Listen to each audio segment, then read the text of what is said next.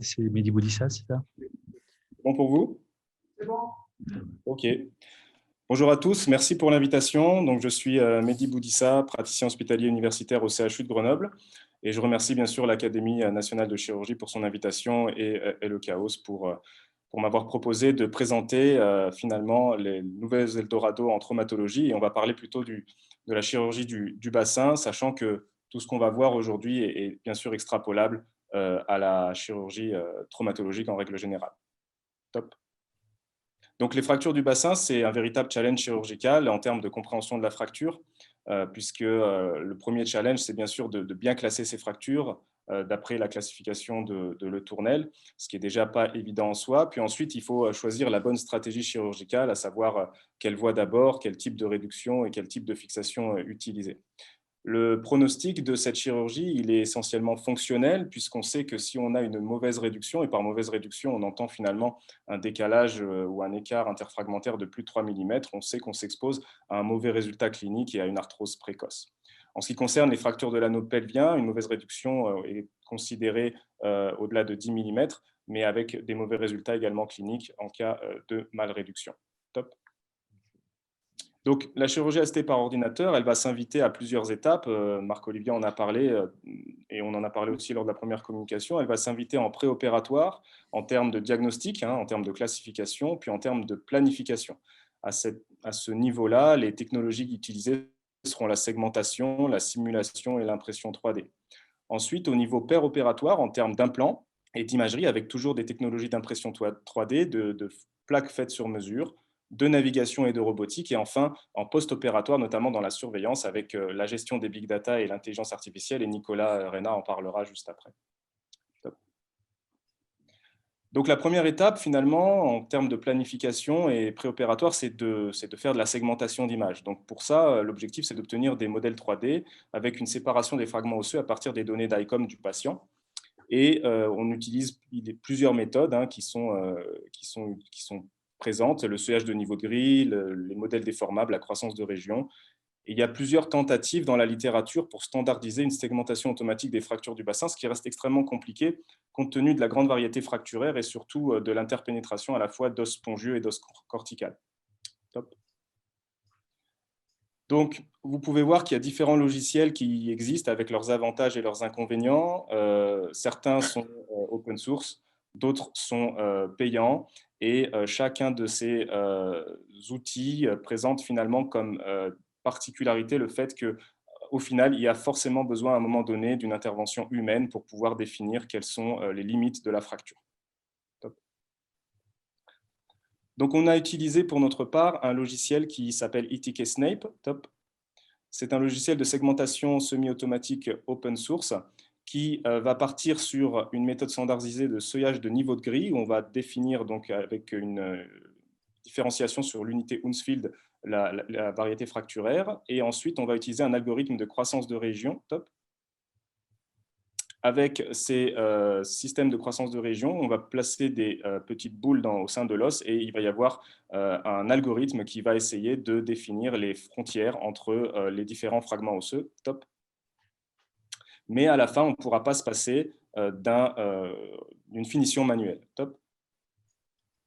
Top. Donc vous voyez ici, l'algorithme, il n'a pas finalement fait complètement la segmentation de la tête fémorale, et donc on doit compléter manuellement cette segmentation pour parvenir à un modèle 3D fiable. Top. Donc là, c'est une vidéo, si vous pouvez la lancer. Donc voilà comment ça fonctionne. C'est grosso modo comme ça que fonctionnent tous les algorithmes de croissance de région. On voit ici que on a des itérations. Le logiciel reconnaît petit à petit les régions de même densité en termes d'unité Hounsfield, et il va venir les intégrer dans une couleur identique, et tous ces fragments vont être reconnus comme des modèles tridimensionnels indépendants. Top. À la fin, on obtient finalement ce genre d'image avec chaque fragment coloré d'une façon différente et considéré comme un corps rigide indépendant. Top.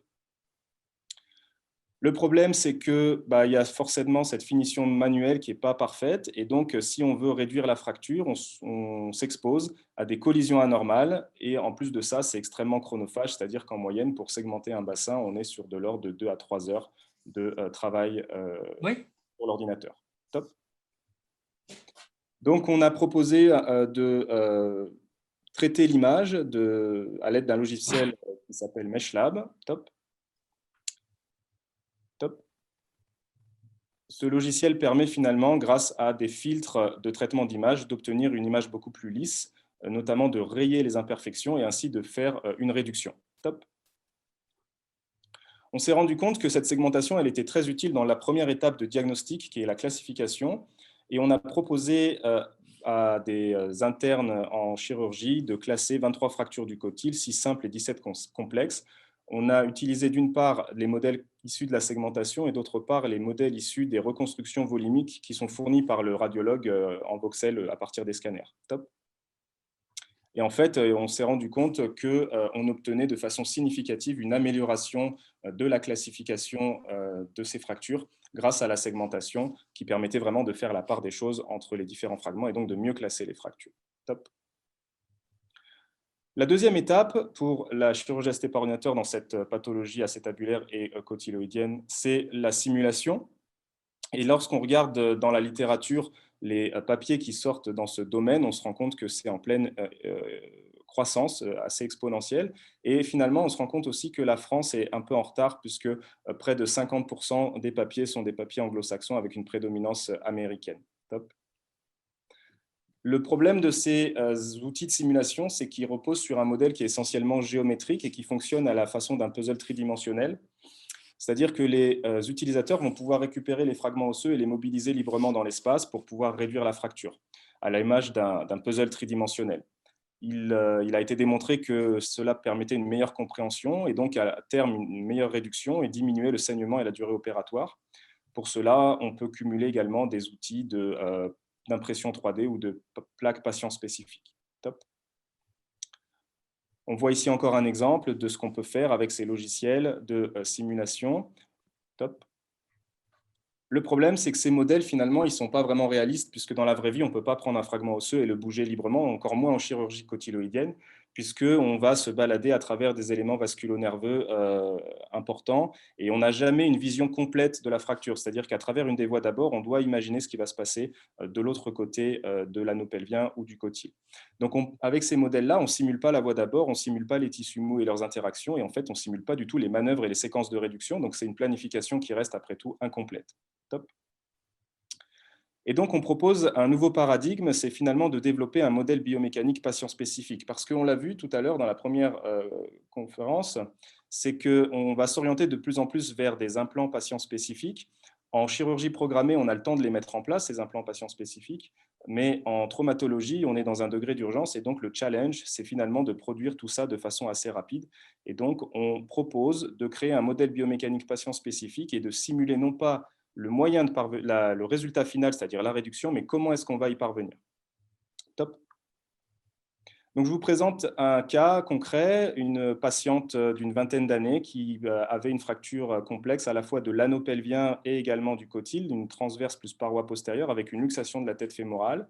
Et donc, on a réalisé une chirurgie qu'on a simulée et je vous demande s'il vous plaît de lancer la vidéo pour qu'on puisse voir à quoi ça correspond. Donc ici, vous avez le software qu'on a créé avec les fragments donc, issus de la segmentation, du traitement d'image.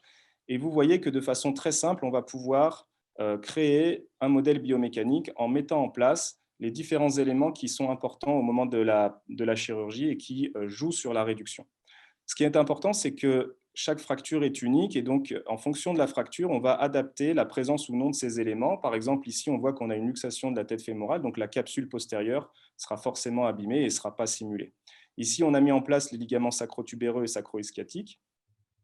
On va mettre en place le ligament inguinal. Vous voyez qu'il y a une lésion symphysaire avec une fracture du cadre obturateur controlatéral à la fracture cotyloïdienne.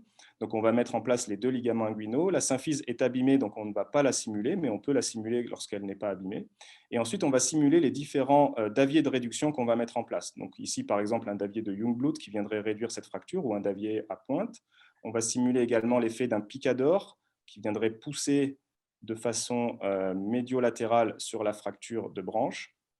Et puis, on va simuler ici soit l'effet d'un Jungblut directement sur la sacro-iliaque, soit l'effet d'un vissage iliosacré percutané pour réduire la sacro-iliaque.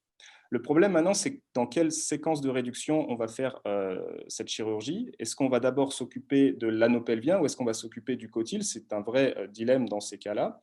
Et on va d'abord voir ce que ça donne une fois qu'on aura réduit notre fémur. Donc, on va mettre en place une traction fémorale. Il faut savoir que tous les éléments sont déjà paramétrés dans le logiciel et ne sont pas modifiés en fonction des chirurgies. C'est des données qui sont issues de la littérature et ça rend le système assez robuste. Donc, on voit ici qu'on fait une réduction de la fracture fémorale en appliquant une force. On peut régler grâce au curseur que vous voyez en bas à droite l'intensité de la force. Ici, on l'a mis au maximum. Alors, en ce qui concerne les muscles, on n'a pas modélisé les muscles un par un parce que ça rend le modèle extrêmement instable et surtout, c'est beaucoup trop compliqué à appliquer en traumatologie. On a remplacé ces muscles par un damping global, c'est-à-dire un champ visqueux qui finalement simule l'action des muscles curarisés puisque lors de la chirurgie, les patients étant curarisés, les muscles n'ont pas d'action directe sur l'os. Donc, on voit ici que le fémur est réduit et on va maintenant vérifier le comportement de l'aile iliaque par rapport à cette réduction. On va ensuite simuler les différents daviers. Et donc, la question qui se pose, c'est est-ce qu'on commence par l'anneau pelvien ou par le cotyle? Certains diraient qu'il faut commencer par le cotyle parce que c'est le plus important. Un décalage de 3 mm entraîne une coxarthrose et une prothèse totale de hanche. Et d'autres diraient non, il faut commencer plutôt par l'anneau pelvien parce qu'avant de construire les détails de la maison, il faut avoir les fondations. Et en fait, la simulation permet de répondre à cette question. On a essayé plusieurs choses et on s'est rendu compte que c'est la réduction vraiment de l'anneau pelvien qui nous aidait pour la réduction de la fracture cotyloïdienne. Ici, on voit qu'on est en train de réduire la symphyse par le davier du Jungblut.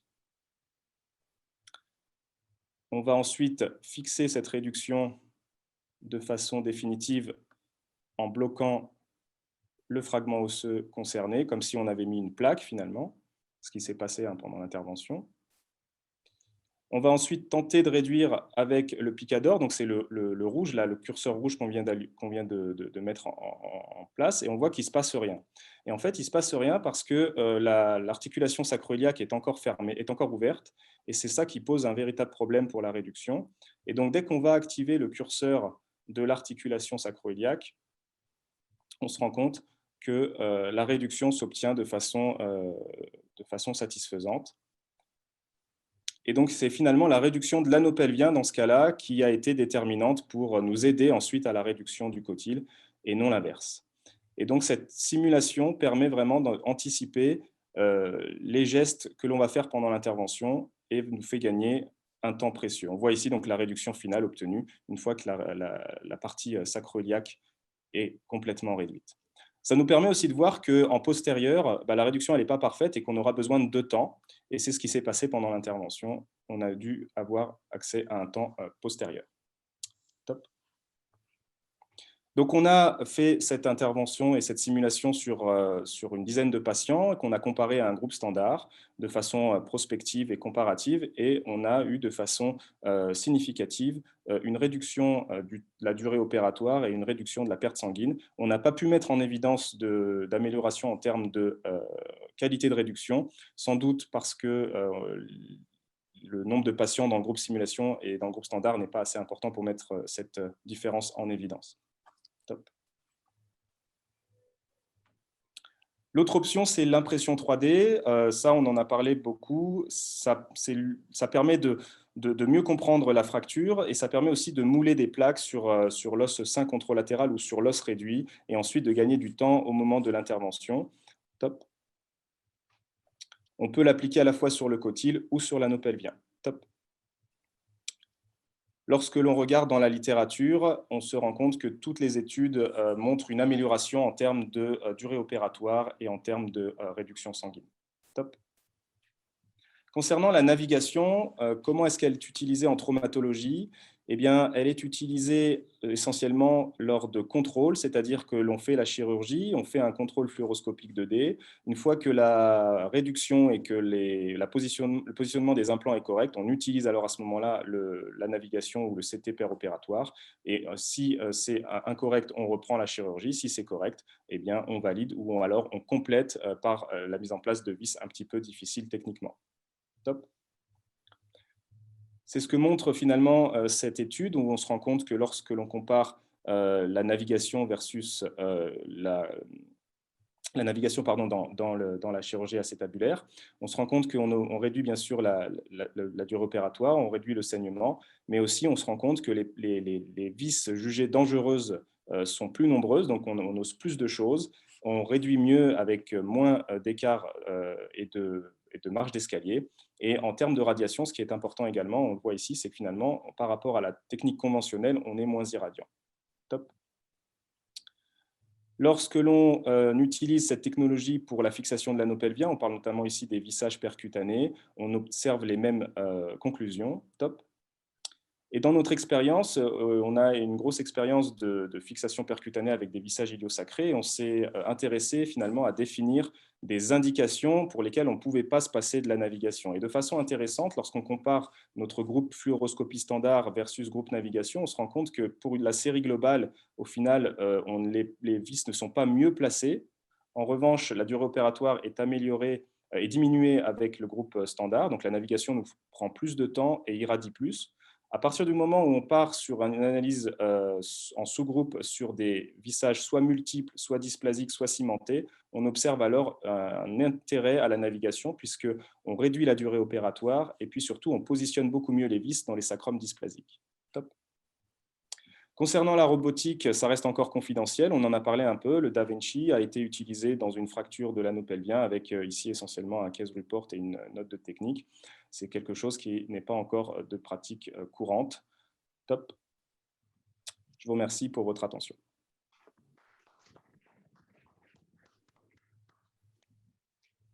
Merci Mehdi, c'est toujours impressionnant ces aspects dynamiques, ces modélisations que tu représentes très bien et qui sont très utiles pour la prise en charge péropératoire et notamment les étapes de cette chirurgie qui est très complexe. Est-ce qu'il y a des questions dans la salle? Moi, je suis épaté. J'ai bien connu Émile Le Tournel quand je travaillais avec Jean Moreau à Choisy. Il avait le 3D dans la tête, mais il a mis au point cette chirurgie tridimensionnelle de la prise en charge des fractures du bassin. Et maintenant, vous avez des moyens techniques remarquables qui permettent à tous les chirurgiens qui s'y intéressent, comme Pomme Jouffroy à Saint-Joseph, de réaliser des réparations magnifiques. Question? Oui, Patrice Lefloc. J'ai une remarque. Alors, je suis très étonné et agréablement surpris que la classification de Le Tournel soit toujours gardée, parce que c'était juste un petit peu avant ma génération quand j'ai commencé l'orthopédie, dans la formation en tout cas. Je crois que j'avais acheté son livre, je n'avais pas tout compris, d'autant que chez M. Bédouin, il n'y avait pas beaucoup de traumatologie, en tout cas du fracture du bassin, donc en fait, j'en ai jamais vu. Mais on s'était pris la tête et comme j'étais déjà anatomiste, on voyait bien tout ça dans les 3 dimensions, sa classification et tout. Donc, ce qu'a dit M. Marr, c'est parfait. Donc maintenant, c'est ce que M. Le Tournel avait dans la tête, tout le monde l'a maintenant dans son ordinateur. Alors quand je vois par exemple un résultat où la machine vous dit qu'il faut aller faire le geste aussi sur la sacro-iliaque avant de terminer sur le cotyle, j'avoue que là, je trouve ça plus qu'extraordinaire. On a vraiment l'impression aussi que l'ordinateur, il vous dit ce qu'il faut faire, mais ce n'est pas très agréable. Oui, Bernard. Je voudrais quand même rendre à César ce qui appartient à César, parce qu'Émile Le Tournel a fait sa thèse sur les fractures du cotyle. Mais le véritable aspirateur, c'est Robert Judet, qui a découvert cette classification, et non seulement la classification, mais les moyens de diagnostic. avec notamment, au point de vue radiologique, les 3/4 à l'air et les 3/4 obturateur. Donc, je suis d'accord pour qu'on cite le Tournelle, mais il ne faut pas oublier Robert Judet. Entendu. Merci beaucoup de cette leçon historique.